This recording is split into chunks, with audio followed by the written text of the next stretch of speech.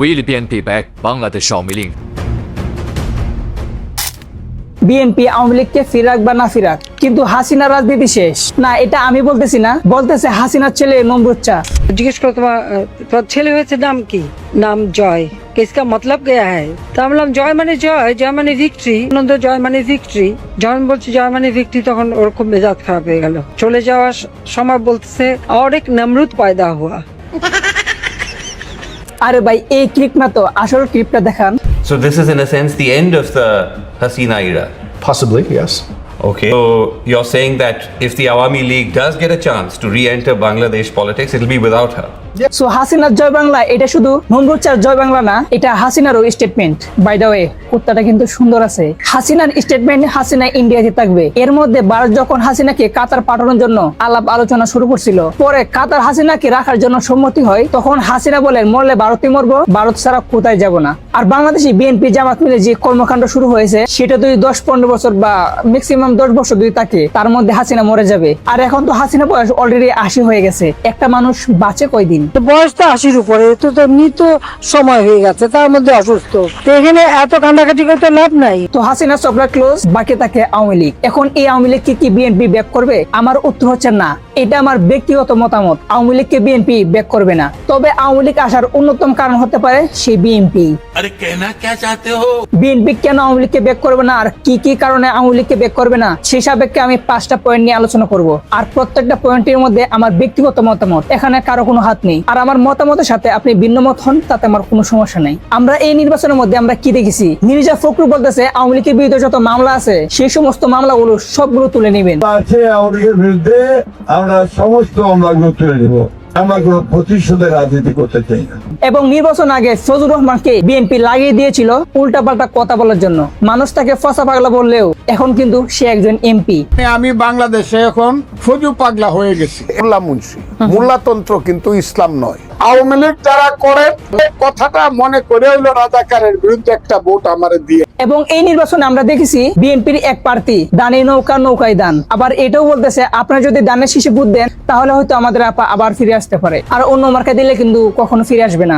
আপনারা মনে মনে বলছেন যে দানের শীষ কেন দেবা, লিখছিলাম না, এখন আমরা আমলিক দানের শীষে আমলিক মনে করবেন কেন?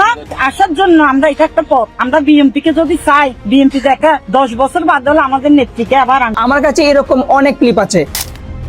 আজকের ভিডিওটা একটু সেন্সিটিভ, একটু আনপপুলার, আর অনেকের কাছে হয়তো তিতা লাগবে, কিন্তু রাজনীতি আবেগ দিয়ে না, বাস্তবতা দিয়ে চিন্তা করতে হয়। আজকের ভিডিওতে আমরা কথা বলবো বাংলাদেশের রাজনীতিতে কি এমন একটা দিন আসছে যেখানে বিএনপি আওয়ামী লীগকে সরাসরি না হলেও পরোক্ষভাবে ব্যাক করবে। শুনতে অবাক লাগছে তাই না? কিন্তু ভিডিও শেষে আপনি নিজেও বলবেন হ্যাঁ, বাংলাদেশের রাজনীতিতে এটা অসম্ভব কোনো কাজ না। আজকের ভিডিওতে আমরা 5টা পয়েন্ট তুলে ধরবো। প্রতিটা পয়েন্ট হবে ফ্যাক্ট, পর্যবেক্ষণ আর রাজনৈতিক বাস্তবতার উপর ভিত্তি করে। এবং একটা কথা আগে থেকে বলে রাখি, এই ভিডিওটা কোনো দলের প্রচারণা না, এটা একটা রাজনৈতিক অ্যানালাইসিস আর কিছুটা আমার ব্যক্তিগত মতামত। সো ভিডিওটা শেষ পর্যন্ত দেখুন।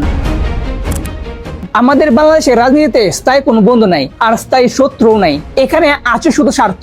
একসময় যারা একজন আরেকজনকে দেশদ্রোহী বলছে দেখবেন তারাই পরে জুট করছে। একসময় যারা বলতো ওদের সাথে কখনো বসবো না, তারাই পরে দেখবেন এক টেবিলে বসে আছে। আমাদের দেশের রাজনীতি এমনই, আজকে আপনি যাকে সবচেয়ে বড় শত্রু ভাবছেন, আগামীকাল ক্ষমতার হিসাব মিলাতে আপনার তার সাথে হাত মিলাতে হবে।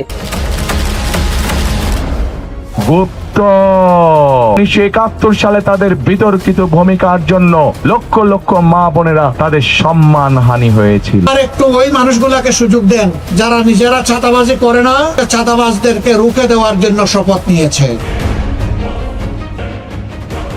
এখন প্রশ্ন হচ্ছে বিএনপি কেন আওয়ামী লীগকে ব্যাক করবে?